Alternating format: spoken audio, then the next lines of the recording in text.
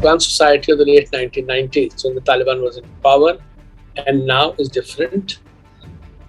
More than half the population of Afghanistan is under the age of 20. The median age is only 18 years. It's an internet generation. Internet penetration is very, very high. School literacy levels, boys and girls especially, but even boys, has gone up manifold. There are private universities everywhere. And Afghans are now part of the global society, the global world, in a very, very big way. So it's not just digitally, but every which way. They're living abroad, money is coming from abroad, they're traveling. So this is a new Afghanistan which has been created over the last 20 years, which is why even the Afghan spokesperson, Zaibullah Mujahid, when he gave his first press conference, he said, yes, ideology is the same, but it's 20 years of experience, wisdom, and something else he said. So even they acknowledge that this is a different Afghanistan from what it was in 2001.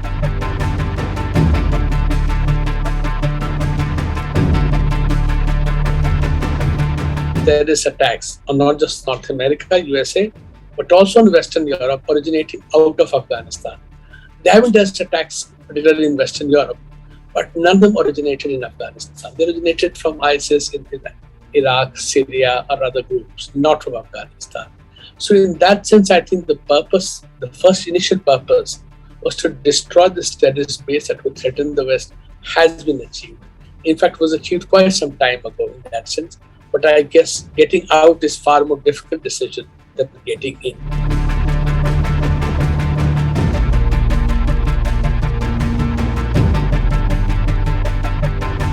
This is a facade which has been created. It is not well grounded and it can fall.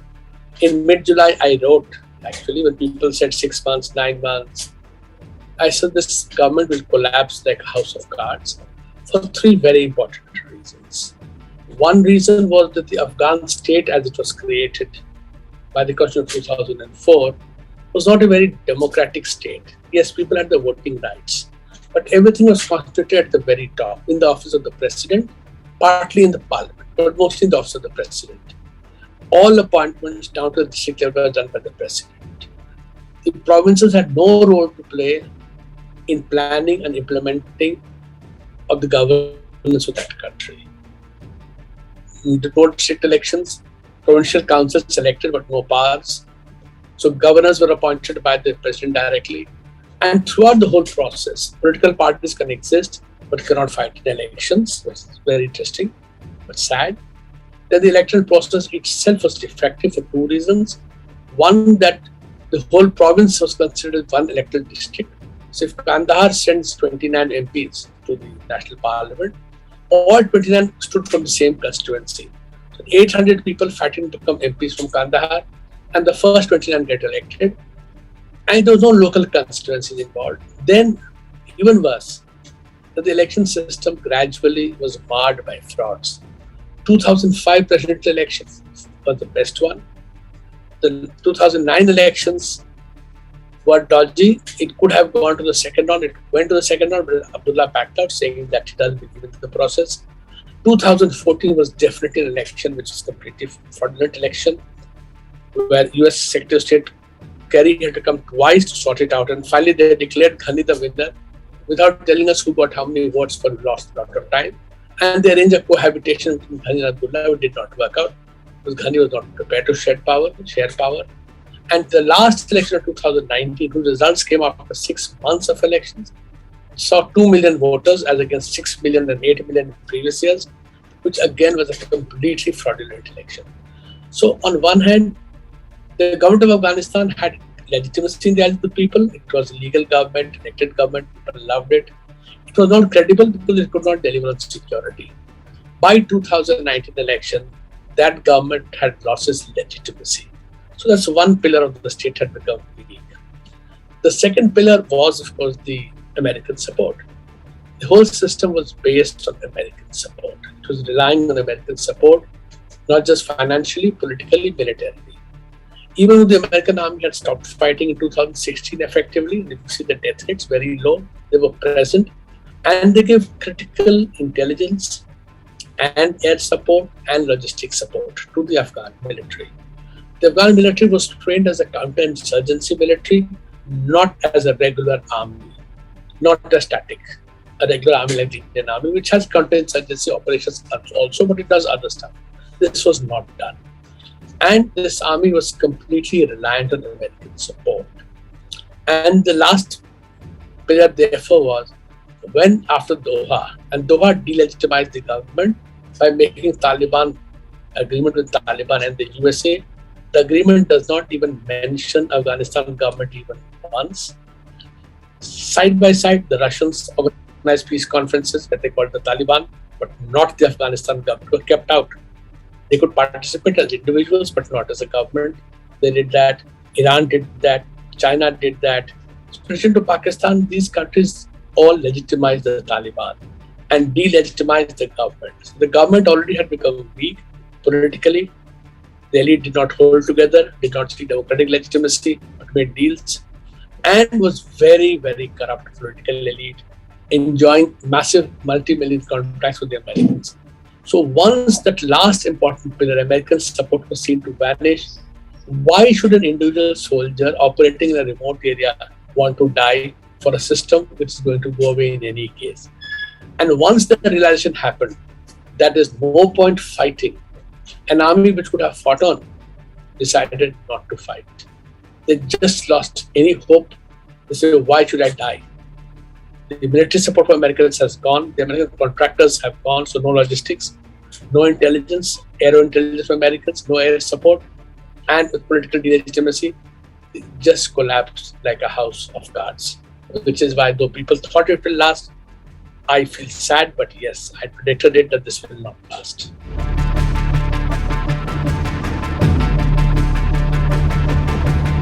Unfortunately, it's not just against the might of the Taliban, it's the might of the Taliban supported with the Pakistani army. The regular Pakistani army units, they're also fighting. I think the Panjshiris want to ultimately, as Ahmad Massoud himself has said again and again, I will not surrender, but I want political accommodation. So unlike the last time, when you had not just Panjshir, but Badakhshan and Takhar and other provinces which the Taliban could not capture, so this was a viable opposition. It's an international border. It would support from outside, from Russia, from Iran, from India. This time, the Panjshiris are locked into their valley.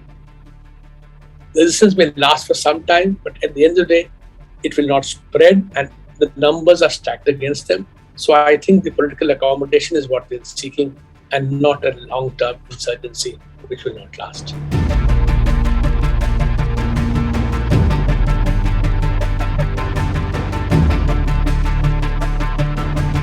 Yes, they remain what they are. They believe in the Sharia and their version of the Sharia. But right now, one, Afghanistan has changed. Their own fighters have changed. They're young. They're plugged with the world. They want to remain engaged with the world. Very important reason. So it's a young country, young demography, different and open demography, open to the world. It's not the closed society of the 1990s. Two, the Afghan state, therefore, has now to do more than it did in the 1990s. So in addition, there is defense, there is development. The Afghan government revenues will be enough to pay the salaries of those who work for the government. They will not have 1 rupee left to pay the army, the cadres who are there, forget the old Afghan army. They won't have 1 rupee left for development, all of which they require Western assistance. China will not give the sort of money that USA, United Kingdom, Europe, and the World Bank and ADB was given to the Afghan state. 2019, 43% of the GDP of Afghanistan, 43% was foreign assistance. Government expenditure, more than 75% was foreign assistance. So whether the Taliban change or don't change inside, to accommodate the world's concerns about justice, about gender rights, and human rights in general, the Taliban this time are being forced to keep saying, no, we'll let women work, we believe in this, we don't want retribution, we forgive everybody. They are being forced by circumstances beyond their control to try and appear as a more moderate force than what they were. Whether they're convinced, I don't think so. But will circumstances force them to change? I hope so.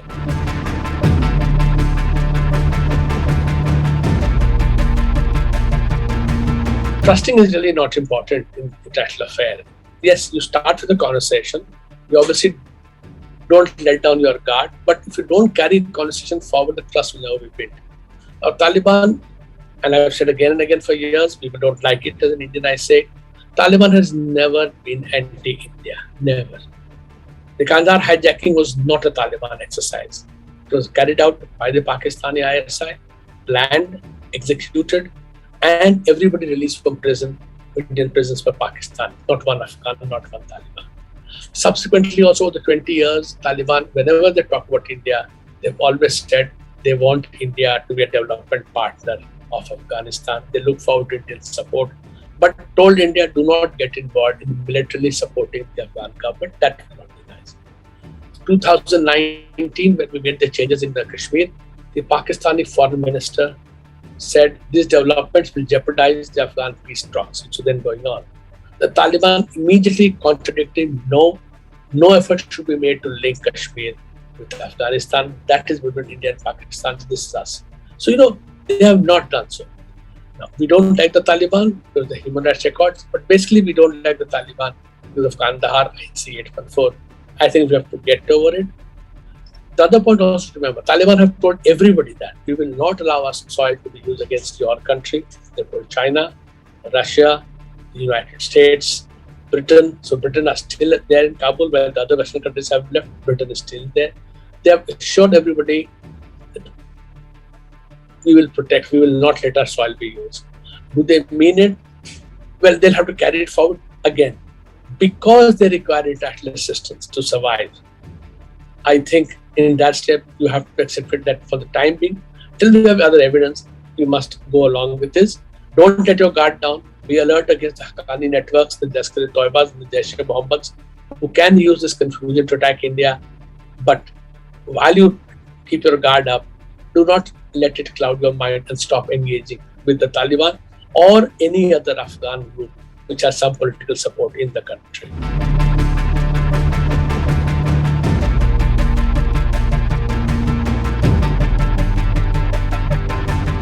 The Haqqani network, of course, has been based in Pakistan.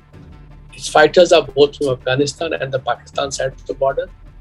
They have been seen as almost a part of the Pakistani army.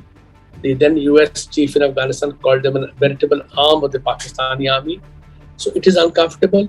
And they have attacked India in the past. The Haqqani network has attacked Indian assets, embassy, consulate, people have died at their hand, etc. But this time, even they have reached out saying that, okay, that was history. We have to now live together. So on one hand, yes, Haqqani is in power, makes me uncomfortable, makes I think others uncomfortable also. And yes, the release of not just Al-Qaeda. Al-Qaeda was never in Afghan jails, but the release of lots of people from the jails is not a good sign. But it works against everybody. The largest number released by the Taliban from Afghan government jails are the Tehreek-e-Taliban Pakistan, TTP, whose enemy is the Pakistani army. And they have all been released. So I think if other countries have to watch, Pakistan have to watch the future much more closely than in the past. If you like this video, please like, share and subscribe to our channel.